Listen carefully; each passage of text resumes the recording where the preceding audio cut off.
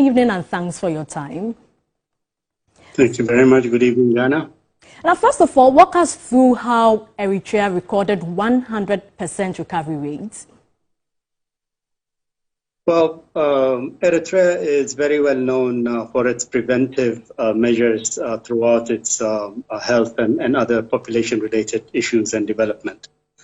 And in this case, there was a lot of political commitment, but more importantly, the non-health sector was what was activated at the time. And long before the COVID cases started to appear, there was a lot of community mobilization that was done. And they used the HIV and malaria modality that they had during the MDGs. As you know, Eritrea is the only country on the continent that had achieved 7 out of the 8 MDG goals.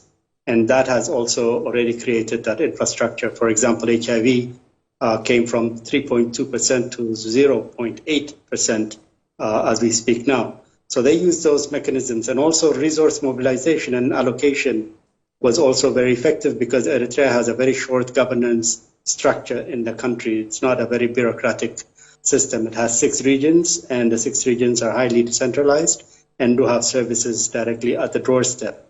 And also there is a cash transfer program that has been going on for a long time that also now supported the social protection program that they set up for COVID using the same channel. So it was very easy to identify people who need food security and other services when during the lockdown time, and also to be able to reach people in their households. And also an early community mobilization activity in terms of IAC materials, information about COVID. Whatever was being said at the time was already being communicated to the community. So these are the very strong prevention approaches they had. And on the care front, like I said, they have very strong decentralized systems in Eritrea. And also there was an early preparedness also around February or so, March, early February. They already had a national preparedness plan for COVID response in place. And also they had pre-positioned a lot of PPE materials and trained the medics as well. Right. So also the early lockdown, which was both lockdown of the population in terms of movement and also closing the borders, was also done quite early. And compulsory quarantine for every passenger that comes. And also all COVID positive cases were taken to hospital for case management. Oh. And so these are some of the things that they did quite early in order to address the response. Some will argue that declaring virus-free is not really a big deal, knowing that you can get an infection a day after you declare yourself virus-free. How would you react to this? This is very interesting because, this pandemic is new to everybody, and everybody has their moments of mistakes, their moments of learning, and their moments of success. But to my understanding, Eritrea never declared itself a COVID-free country. All it did was it said we had 39 COVID cases, and all of them have recovered, and we have 0 deaths. But now what they have done is they said that they are now focusing on mass testing and also testing in urban areas and border areas, as well as the health professionals. So they are one step away from declaring a complete a COVID-free status. But it's very interesting also, this is a double standard. For example, New Zealand declared itself COVID-free country, but nobody complained. So I guess when Africans succeed and arrive to this point, people have a lot of comments. Would you say your population, a little over 5 million, also worked for the country?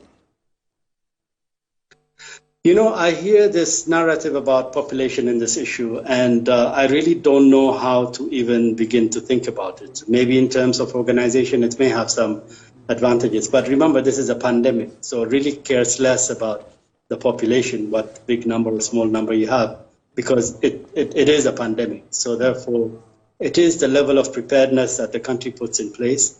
It's the level of prevention strategies that the country puts in place that matters in the end of the day.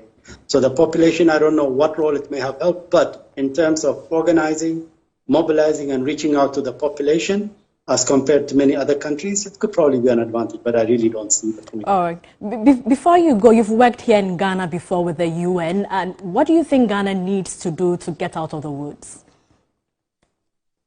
Well, you see, it's like I said, this is a pandemic, so nobody really knows the formula of a perfect solution to everything. And also, societies and countries vary in terms of their social organizations and also institutions.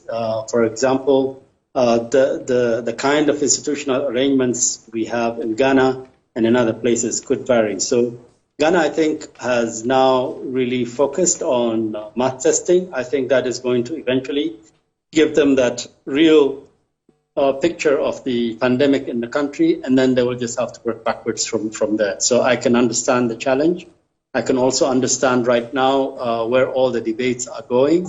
There is a lot of issue because a lot of people are thinking of fighting this pandemic through health care, and that is not really, that is the last measure, that's the last point of care, response. The primary response should be on prevention, and that prevention has to follow the structure of the community and the country and the governance structure as well. Thank you very much for your time. I've been speaking to Girmay Haile. He is a former UN staff and a specialist in the Horn of Africa region.